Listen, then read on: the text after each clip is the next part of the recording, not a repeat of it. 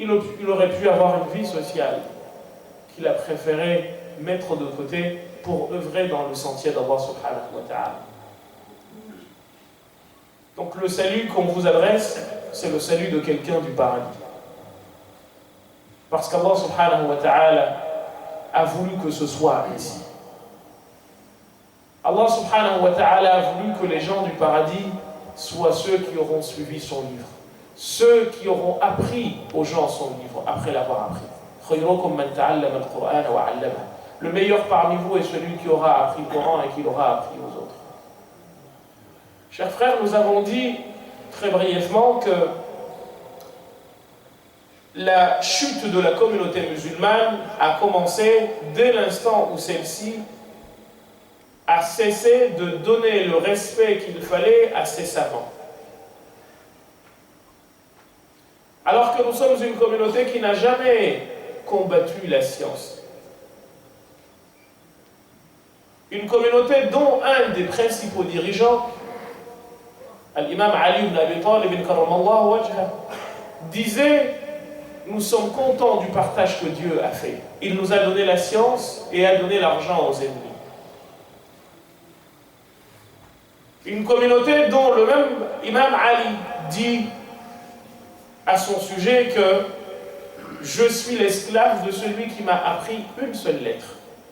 S'il veut, il me vend. S'il veut, il m'affranchit.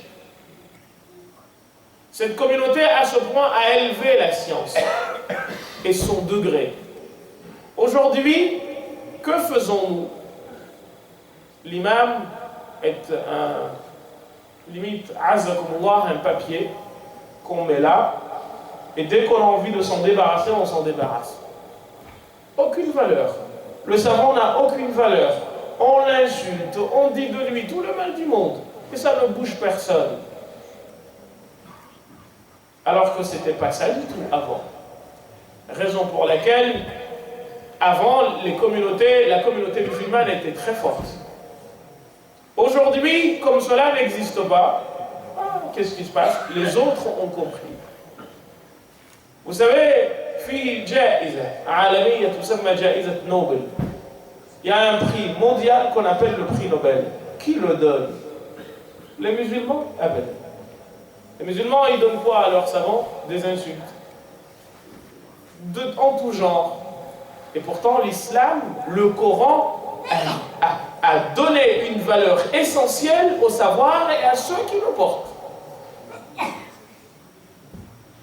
Le prix Nobel du savant musulman, c'est les insultes, c'est les critiques, c'est le manque de respect, tout. Lui, c'est quoi? On est bien loin de... Mais vous savez, le prix Nobel, c'est combien? 1 million d'euros ou quelque chose comme ça. Parce qu'une personne a découvert une chose. Quelqu'un comme Cheikh Khouda, qui a passé toute sa vie à enseigner la parole d'Allah. Des centaines de personnes, si ce n'est des milliers, sont passées entre ses mains. Mais vous savez, c'est pas grave à la limite.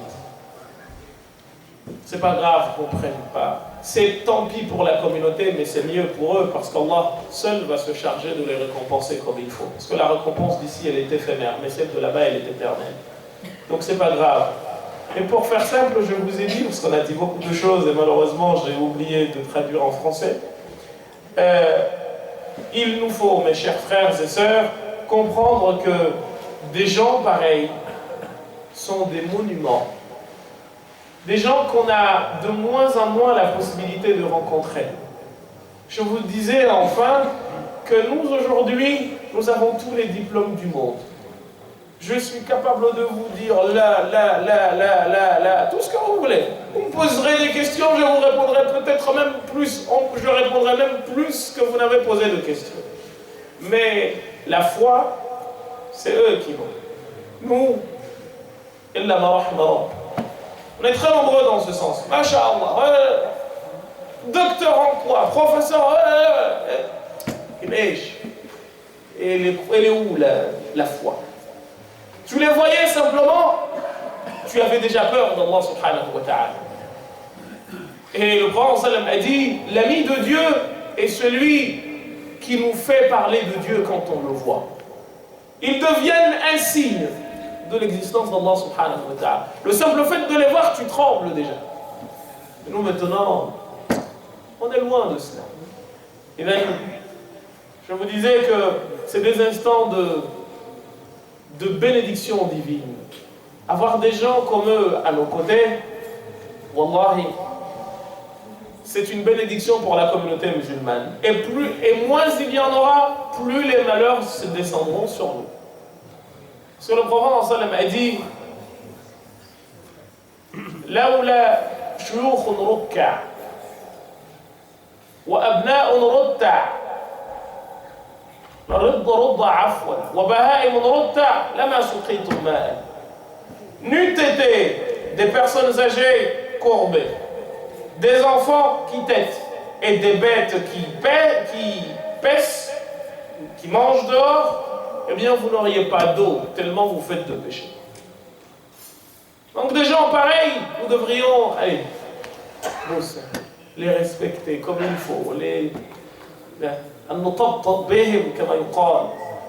qu'on les bichonne, qu'on les chouchoute, mais en tout cas, nous ne pouvons que dire merci à Allah subhanahu wa ta'ala de nous avoir donné cette occasion de participer à cela.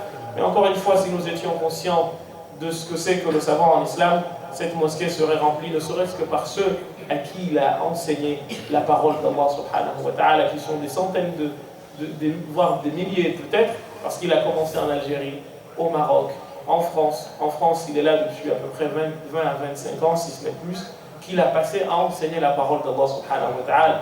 Un frère me disait hier qu'il était, depuis qu'il le connaît, il enseigne le Coran. Subhanallah. C'est quelle bénédiction divine. On voit la personne et à chaque fois qu'on le voit, on pense au Coran. Son nom est attaché à la parole d'Allah subhanahu wa ta'ala et à son livre. Quel meilleur sort et quelle meilleure vie. جعل الله وإياكم من الذين يستمعون القول فيتبعون أحسنه. وصلى اللهم وسلم وبارك على سيدنا محمد وعلى آله وصحبه والحمد لله رب العالمين وجزاكم الله خير الجزاء والسلام عليكم ورحمة الله تعالى وبركاته وشهية طيبة كما قال الأخ جمال لأن شهية اليوم شهية ملكية.